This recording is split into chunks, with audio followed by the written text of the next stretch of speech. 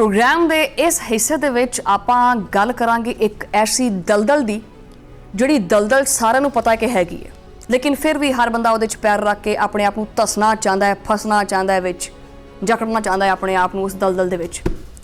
और इस टाइम जिहड़ी मुल्क की सूरत हाल है वह भी किसी दलदल तो घट नहीं हैगी। मुल्क संगीन तरीन बहराना की दलदल दे विच फस चुके हैं, फस नहीं बल्कि धस चुके हैं। गरीब जिहड़ा है वो 2 वक्त की रोटी नूं मैं पहले भी गल की है कि तरसदा पिया, मंनदे नहीं हैगे ये। मैशत जिहड़ी है वो समझ लो कि उन्होंने वेंटीलेटर के उत्ते है, आखिरी साहां ते चलती पई है। आपां सारे दुआ करते पे हैं कि ये मैशत ठीक हो जाए, मैशत ठीक हो जाए, कोई मौजा हो जाए। लेकिन इकतदार दे नशे दे विच ये चूर रहने वाले हुक्मरान और ये जिहड़े लाडले वुज़रा ने ये आवाम दे जख्मां दे उत्ते अपनियां जेबां दे विच नमक दियां जिहड़ियां डलियां ने पा के लैके आंदे, छिड़कदे नहीं है, बकायदा मसलदे है उन्हां दे जख्मां दे उत्ते, उहदे च मसरूफ ने। इन्हां दी बेहिसी दी तां हद ही हो चुकी है, बल्कि लंघ गए, इस हद तो ही पार हो गए। पंजाब हुकूमत दीयां शाह खर्चियां वो तुसीं वेख लो, तुहानूं सारिआं नूं पता ही है। जदों पंजाब दे विच अरबां रुपये दा लग्जरी जहाज़ जो खरीद रहे हैं तो सवाल ये पूछा जाता है कि भी ये जहाज़ आपने क्यों लिया है, तो सीना ठोक के कहते हैं, दसदे है जी हाँ जी लिया है जहाज़, क्या मसला है आपको, क्या हो गया, लेना नहीं सी जहाज़। कि ये गरीब आवाम दे टैक्सां दा खुल्लम खुला मजाक नहीं हैगा। दूजे पासे पेट्रोल दीयां कीमतां ये वधाउण लगे तां किन्ना लैंदे ने 100 रुपया वधा दिंदे, लेकिन जो घट करना हुंदा ते 99.9 पैसा। यार कौन लोग है यार, कित्थों आंदे आ ये? जो सवाल हुंदा है एक वजीर कहंदा है कि जी हाँ असीं पेट्रोल जिहड़ा ना वो मजीद महंगा करांगे क्योंकि मसला बड़ा खराब होया पिया, साढ़े खर्चे नहीं पूरे हुंदे पे, असीं पेट्रोलियम लीवी भी लावांगे और ये लीवी किसी होर दी नहीं हैगी, किसी होर दी जेब चों कड्ढनी है, नहीं, ये आवाम दी जेब दे विचों कड्डांगे। ऐसा चिमटा फड़िया होया, दूरों ही कढ़ लेंदे पैसे। ये की मतलब ये समझ मैनूं ये दसो भी ये गरीब दे नाल कोई दुश्मनी चलदी पई है? अच्छा, सब तो ज़्यादा मज़ेदार तुहानूं मैं हुण चीज़ ये उन्हां वास्ते है जिहड़े पाकिस्तान दी जिहड़ी आवाम ये कहंदी है ना कि महंगाई बहुत ज़्यादा, किद्दां बई आ जिहड़े अपने वज़ीर आज़म दे मुआवने खसूसी हुज़ैफा रहमान साहब उन्होंने तो हद ही करती।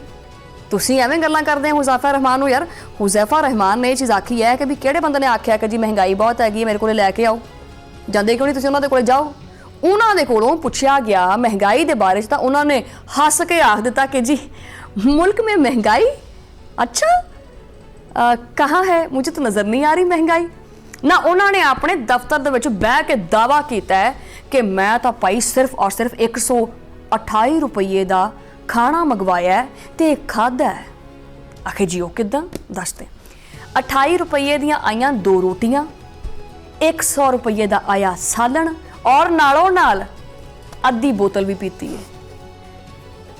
अच्छा, कि उन्होंने इसे तो पता है कि जी ये जरा 128 रुपया है अज के दौर दे विच तां पीण दा साफ पानी नहीं लभदा पिया। आज अपने दफ्तर में रोटी मंगवा कर खाइए और अपने मुलाजिम को 14 रुपए 28 रुपए दी, 2 रोटियां लेकर आया, 100 रुपए का सालन लेकर आया, 150 रुपए का आज खाना खाया।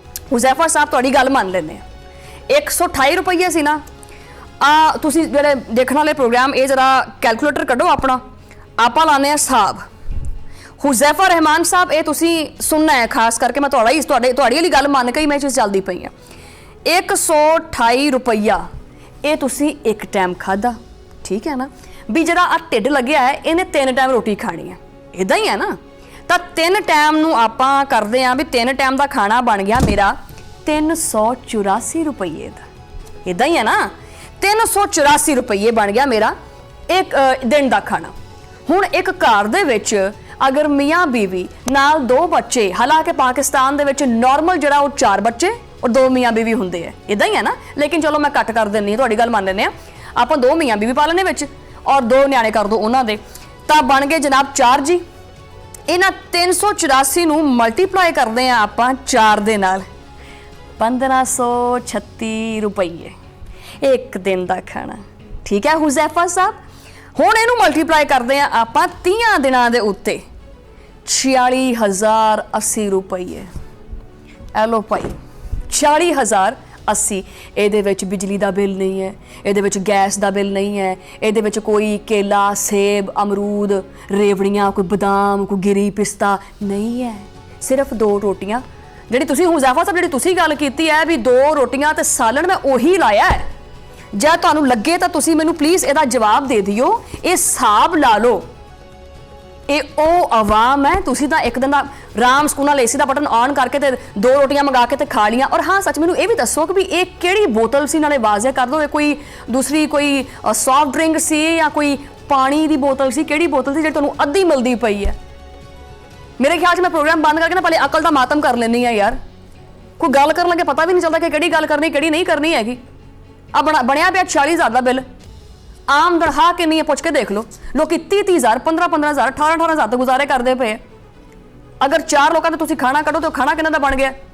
ਤੇ ਗੱਲਾਂ ਕਰਨ ਲੱਗੇ ਮਾਈਕ ਦੇ ਅੱਗੇ ਇਸ ਤਰ੍ਹਾਂ ਗੱਲ ਕਰਨਗੇ ਕਿ ਬਸ ਛੱਡ ਹੀ ਦਿਓ, ਸਾਡੇ ਤੋਂ ਸਿਆਣਾ ਤਾਂ ਕੋਈ ਹੈ ਹੀ ਨਹੀਂ।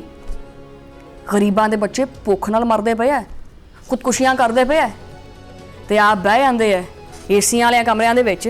128 ਰੁਪਏ ਦੀ ਅਖੇ ਮੈਂ ਰੋਟੀ ਖਾਧੀ ਹੈ, ਤੁਹਾਨੂੰ ਸੁਣਾਈ ਜਾਂਦੇ ਆ। ਸਾਨੂੰ ਤਾਂ ਪਤਾ ਹੀ ਕੋਈ ਨਹੀਂ ਹੈਗਾ।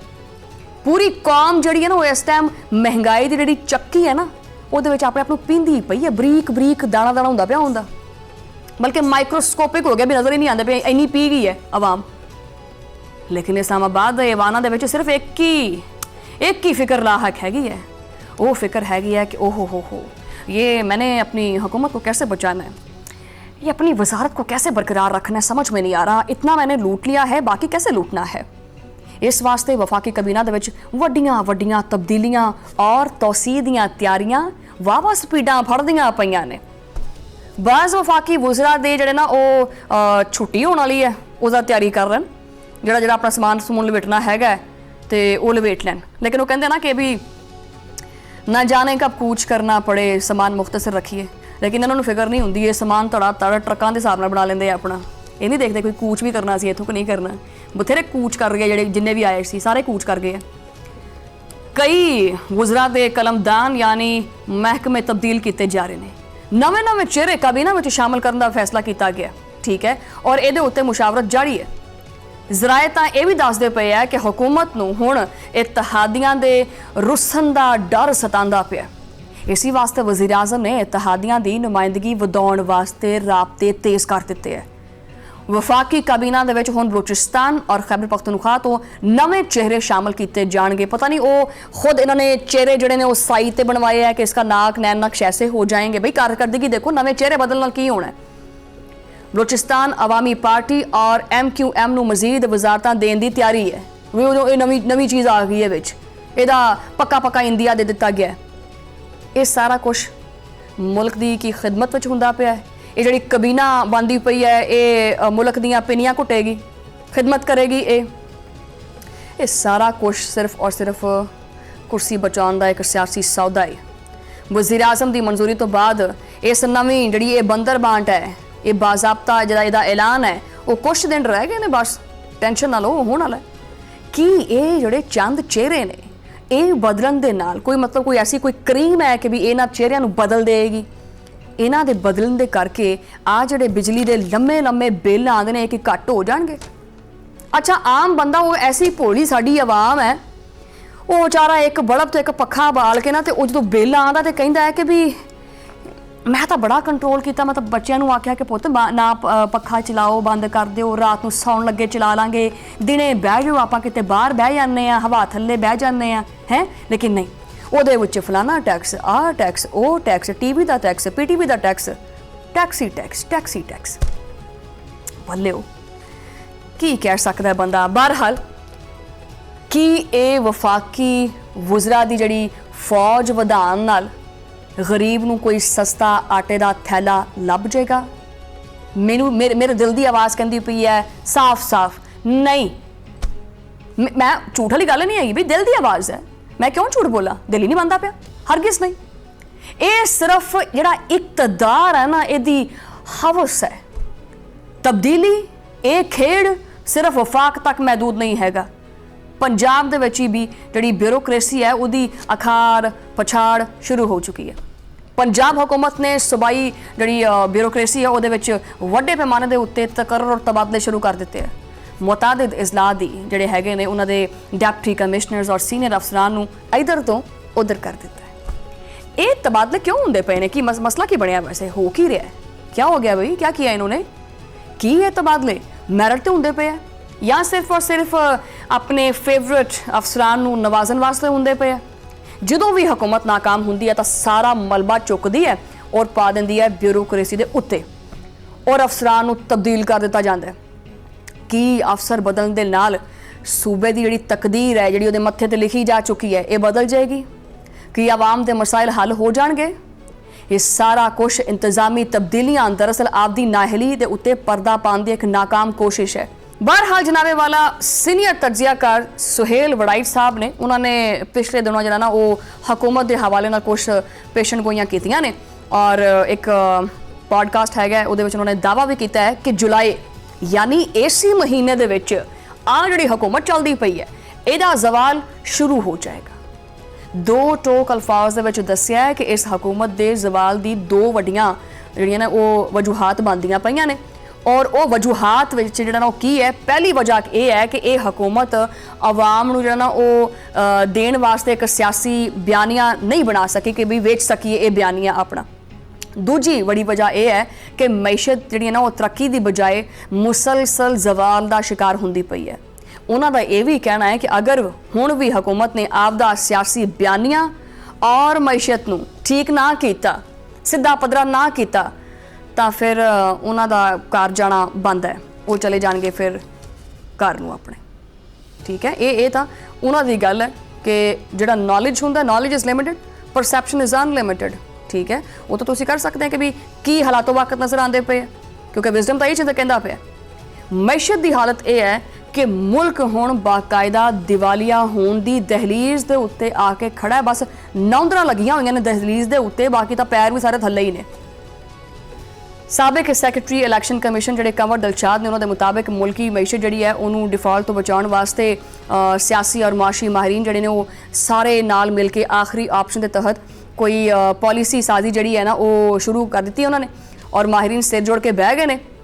ਉਹਨਾਂ ਦਾ ਮੰਨਣਾ ਹੈ ਕਿ ਮੁਆਸ਼ੀ ਬਹਾਲੀ ਵਾਸਤੇ ਮੁਲਕ ਦੇ ਵਿੱਚ ਸਿਆਸਤੀ ਇਸਤਹਿਕਾਮ ਦਾ ਹੋਣਾ ਸਭ ਤੋਂ ਵੱਡੀ ਔਰ ਪਹਿਲੀ ਸ਼ਰਤ ਹੈ। ਤੇ ਦੇਖੋ ਹੈ ਹੀ ਬਣਦੀ ਇਹ ਵੀ ਮੈਂ ਤਾਂ ਇੱਥੇ ਨਾ ਇੱਕ ਚੀਜ਼ ਕਹਾਂਗੀ भी जिन्नियां भी ये सियासी जमातां ने, वैसे ये सियासी जमातां सारियां दा पुछ लो, सारियां की कहंदियां ने हम पाकिस्तान की तरक्की और खुशहाली चाहते हैं। सारियां जमातां दा मौकफ की है, असीं आवाम दी खिदमत करना चाहते हैं, मतलब कि आवाम दियां असीं पिनियां कुटनियां आपदे हत्थां दे नाल खिदमत ही करनी ना, उन्होंने आवाम नूं कोई सस्ती रोटी देनी है, सारा ख्याल रखना है। जदों ये सियासी जमातां आप एक पेज ते नहीं आ सकदियां तां ये आवाम नूं किद्दां सदा करनगियां? ਜਦੋਂ ਇਹਨਾਂ ਸਿਆਸੀ ਜਮਾਤਾਂ ਦੇ ਵਿੱਚ ਏਕਾ ਨਹੀਂ ਹੈਗਾ ਤਾਂ ਇਹ ਮੁਲਕ ਨੂੰ ਕਿੱਦਾਂ ਸਿੱਧਾ ਕਰਨਗੀਆਂ? ਬਹਰਹਾਲ ਇਹ ਕਿਸ ਪਾਸੇ ਇਹ ਕਸ਼ਤੀ ਜਾਂਦੀ ਹੈ ਕੁਝ ਸਮਝ ਨਹੀਂ ਆਉਂਦੀ ਪਈ ਵੈਸੇ। ਠੀਕ ਹੈ, ਔਰ ਜਿਹੜੀ ਸੁੱਟਿਆ ਚੱਲਦੀ ਪਈ ਉਹਨਾਂ ਨੇ ਤਾਂ ਖੈਰ ਦਿਲਸ਼ਾਦ ਸਾਹਿਬ ਨੇ ਤਾਂ ਇਹ ਵੀ ਆਖਿਆ ਕਿ ਜੀ ਇੰਤਹਾਈ ਕੜਵੇ ਔਰ ਸਖਤ ਮੁਆਸ਼ੀ ਫੈਸਲੇ ਸਾਨੂੰ ਕਰਨੇ ਪੈਣਗੇ ਔਰ ਇਸ ਆਖਰੀ ਆਪਸ਼ਨ ਦੇ ਕਰਕੇ ਹੁਣ ਟੈਕਸਾਂ ਦਾ ਦਾਇਰਾਕਾਰ ਮਜ਼ੀਦ ਵਸੀ ਕਰਨ ਦੀ ਤਿਆਰੀ ਹੁੰਦੀ ਪਈ ਹੈ। ਪਤਾ ਨਹੀਂ ਇਹ ਟੈਕਸ ਇਹ ਉਦਾਂ ਹੀ ਕਹਿ ਦੇਣ इस तरह करन कि जिवें वो नहीं हुंदा मैं दसदी हाँ ना ये की करन। वैसे अगर टैक्स तो छड्डो आसान हल दसदे वो जिवें घर दे विच धी पुत्त जदों आपदी कमाई करदा पैसे कमांदा ना तो वो पैसे अपनी तनख्वाह जिहड़ी है ना अपने माँ प्यो दे हत्थे रखदा है, या अगर उहदी वाइफ हैगी है बंदे दी तां वो अपनी वाइफ दे हत्थे पैसे रखदा ते वाइफ फिर उहनूं कहंदी है कि ये लो ये तुम्हारा मतलब लाइक ये खर्चा पानी है अपने पास रख लो। ये इस तरह करन कि आवाम जिहड़ी तनख्वाह या पैसे ने या जो भी कमाना ये देना ही हुकूमत नूं है। हुकूमत दी मर्जी, वो चाहे वो बंदा 10,000 रुपया देवे हुकूमत की मर्जी, भावें उन्होंने 100 देवे 500 देवे 1000 दी सारी तनख्वाह रख लवे आपके कोले, एक ही काम कर लो। ये बार बार तुसीं टैक्स देना वो नवें नित नवें जो तरीके लभ लेने, यानी आवाम दे उत्ते मजीद टैक्स ओही ठोकी जाओ। बस सरकारी इदारियां दी फौरी निजकारी की जाए या इन्हां दे विच जिहड़ी इंतजामी जिहड़ियां इस्लाहात ने ना वो लैके आईयां जाण। करप्शन के खात्मे के उत्ते जोर जिहड़ा ना वो दिता जा रहा है। मुआशी बुरहान के उत्ते काबू पाउण वास्ते जिहड़ा ना वो बरामदात दे विच हंगामी बुनियादां दे उत्ते इजाफा और गैर मुल्की सरमायाकारी लियाउण वास्ते हंगामी इकदामात किए जा रहे हैं। सवाल फिर भी मेरा वही है कि जिहड़े ये अमीर ने वो इस टैक्स नैट दे विच आउणगे या फिर हर बारी उन्हां वास्ते कोई पतली जी गली हैगी है कि प्लीज़ आप जरा साइड से इधर से निकल जाएं और रगड़ा आ जाएगा गरीब आवाम को। कि गरीब का मजीद खून मतलब कि विच रह गया उहदे ਜਿਹੜਾ ਉਹਨੂੰ ਨਿੰਬੂ ਤਰ੍ਹਾਂ ਤੁਸੀਂ ਨਿਚੋੜਨਾ ਹੈ। ਮੈਂ ਫਿਰ ਪ੍ਰੋਡਿਊਸਰ ਸਾਹਿਬ ਬ੍ਰੇਕ ਹੀ ਲੈ ਲੈਂਦੀ ਹਾਂ ਅੱਗੇ, ਕਿਉਂਕਿ ਜ਼ਿਆਦਾ ਹੀ ਕਿਤੇ ਆਗੇ ਨਾ ਨਿਕਲਣ ਲੱਗ ਪਵੇ।